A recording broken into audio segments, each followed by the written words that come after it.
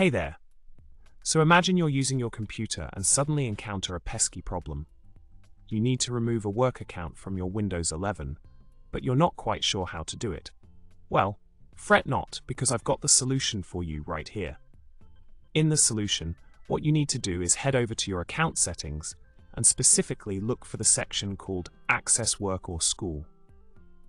This is where you'll find the organization that needs disconnecting from your system.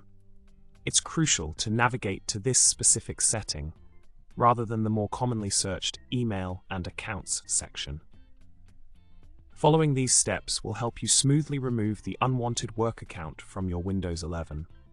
To wrap things up, removing a work account from your Windows 11 can be a bit tricky, but with the right guidance, it's a piece of cake. Remember to go to the Access Work or School section in your account settings to disconnect the organization causing the issue.